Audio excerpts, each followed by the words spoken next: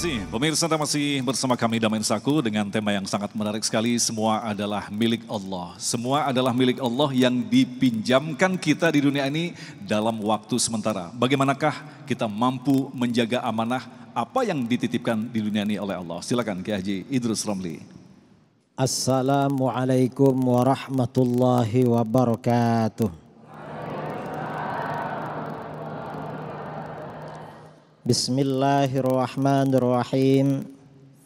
Alhamdulillahi rabbil alamin.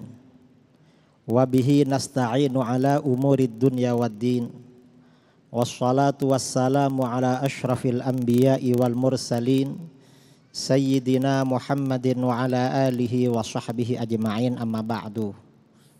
Para alim, para asatidz, para ustadz ya, para tokoh yang saya muliakan dan saya hormati, wabil khusus sahabat saya Ustadz Jumharuddin, para jamaah kaum muslimin dan muslimat yang hadir di Masjid Al-Muttaqin yang juga saya hormati, para hadirin, bapak-bapak dan ibu-ibu, siap ya, siap. Juga para pemirsa acara Damai Indonesiaku TV One di seluruh Indonesia, mungkin juga di lain tempat yang saya muliakan dan saya hormati. Kita setiap menunaikan ibadah sholat dalam surat Fatihah pasti membaca Alhamdulillahirabbil alamin. Segala puji bagi Allah Tuhan semesta alam. Apa yang dimaksud Tuhan semesta alam? Alam itu artinya apa saja selain Allah. Maksudnya Tuhan semesta alam itu artinya apa? Apa saja selain Allah itu yang menciptakan Allah, yang memiliki Allah, yang mengatur juga Allah. Kita ini yang menciptakan siapa? Yang memiliki juga, yang mengatur juga. Nah, dari sini karena kita ini apa saja yang ada di alam jagat raya ini yang memiliki Allah, yang mengatur Allah, yang menciptakan Allah, maka setiap orang wajib mengucapkan kalimat la ilaha illallah. Apa la ilaha illallah? La ilaha illallah itu artinya tiada Tuhan selain Allah. Apa maksudnya tiada Tuhan selain Allah? Makna dari tiada Tuhan selain Allah itu apa? Kata Imam As-Sanusi dalam kitabnya Ummul Barahin, makna tiada Tuhan selain Allah, yang pertama, apa saja selain Allah pasti butuh pada Allah. Jadi apa saja selain Allah pasti membutuhkan Allah. Kita ini sebelum ada, menjadi ada, butuh pada Allah. Bagaimana diadakan dan diciptakan oleh Allah? Butuh. Makna yang kedua, Allah gak butuh pada apapun. Kita yang butuh pada Allah, Allah gak butuh pada apapun. Kita ini ciptaan Allah, kita ini milik Allah, kita juga diatur oleh Allah. Dan apa saja yang ada di sekitar kita juga begitu. Yang namanya harta, kedudukan, tahta, anak cucu, aset, segala macam semuanya adalah milik Allah dan diatur oleh Allah. Cuman sebagian milik Allah itu ada yang dimilikkan pada kita. Cuma dimilikkan aja, dan itu sifatnya titipan, sifatnya amanah. Saudara punya anak, ada yang punya anak kan? Punya, ibu-ibu punya anak? Punya ya? Bapak-bapak punya? Enggak punya, yang punya ibunya. Karena ibu yang melahirkan itu. Ya samalah, bapaknya juga punya itu. Karena ada bapaknya. Nah, anak ini pemberian Allah. Karena kita ini diberikan oleh Allah, maka anak ini amanat bagi kita. Jadi anak ini amanat. Yang namanya amanat itu biasanya ada hak, ada kewajiban. Orang tua ini punya anak, punya kewajiban. Apa kewajibannya? Dia harus mendidik anaknya. Dia berkewajiban juga merawat anaknya, membesarkan anaknya, belanja nafkah untuk anaknya, itu kewajiban. Kewajibannya seperti itu. Kewajiban orang tua pada anak. Lalu haknya apa? Orang tua boleh menyuruh-nyuruh anaknya. Itu boleh. Orang tua boleh mengambil harta anaknya. Kalau anaknya punya apa-apa, orang tuanya membutuhkan, ngambil punya anaknya boleh. Karena itu memang hak. Dan orang tua berhak didoakan oleh anaknya. Karena anak ini hanya titipan, di mana pemilik yang sesungguhnya itu Allah, maka Allah lebih kuasa dari orang tua. Betul apa enggak? Mengapa Allah itu lebih kuasa daripada orang tua? Orang tua ini ketika menikah ingin punya anak.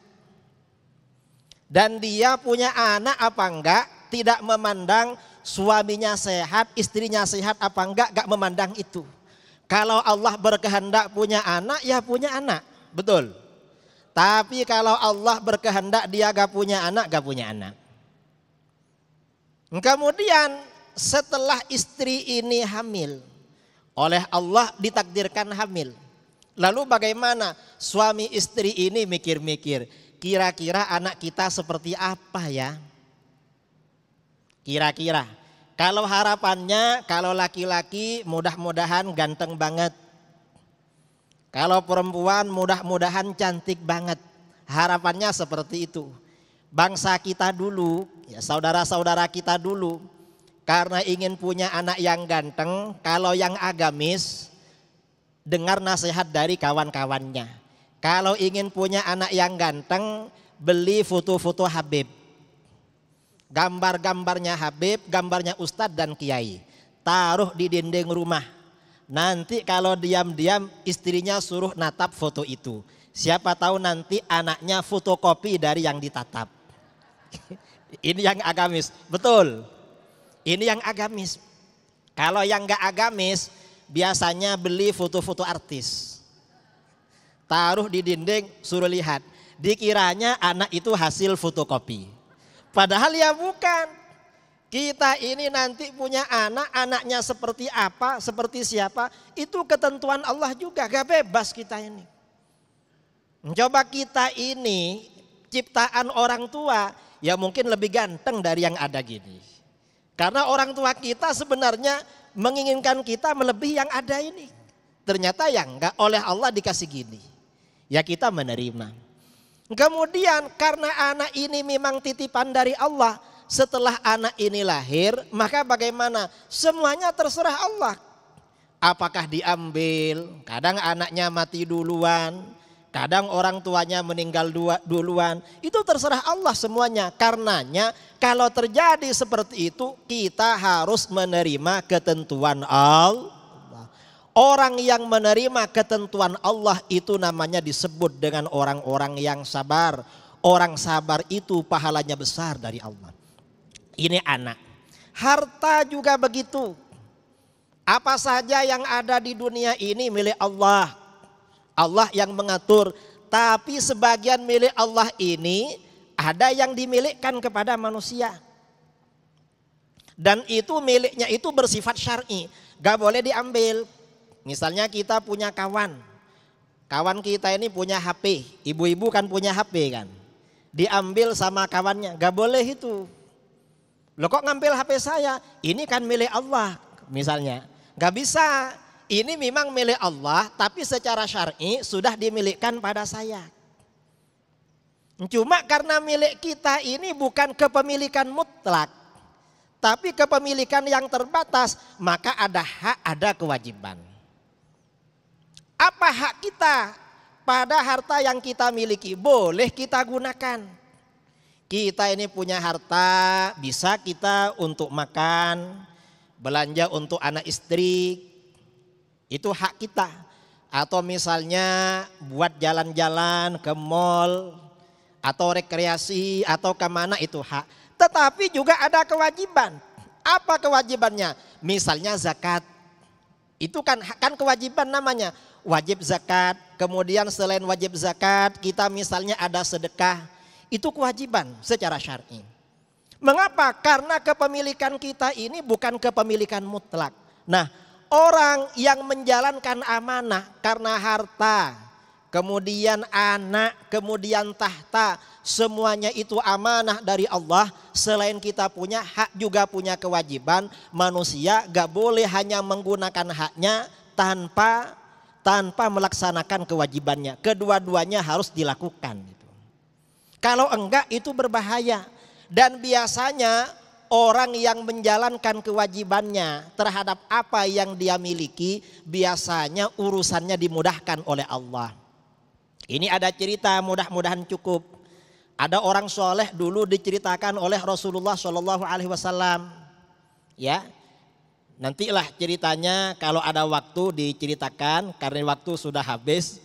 Karena saya lihat jam dari tadi, mudah-mudahan. Artinya apa? Harta yang kita miliki, semua yang kita miliki itu ada hak tetapi juga ada kewajiban. Hak kita tidak boleh melanggar hak Allah. Misalnya kita punya handphone, punya apa, digunakan untuk maksiat. Itu gak boleh, melanggar hak namanya. Melanggar hak hukumnya tidak boleh. Nah ini kita menyikapi apa yang ada di sekitar kita dan memaknai istilah di dalam agama semuanya adalah milik Allah. Walaupun dimilikkan kepada kita tapi sifatnya terbatas. Terima kasih Kiai, sebuah pelajaran penting bagi kita bahwa sesungguhnya apa yang kita miliki sampai saat ini ternyata adalah hak guna pakai dari Allah dan kembali kepada Allah. Bukan sekadar itu, kelak Allah akan bertanya kepada kita bagaimana kita memanfaatkan harta yang dititipkan kepada kita. Insya Allah kita akan lengkapi tema kita tentang semua milik Allah dalam tanya jawab selepas pesan-pesan berikut ini. Tetaplah bersama kami Damai Indonesiaku yang dipersembahkan oleh Sarung Wadimor, tentu sarung kita. Baik.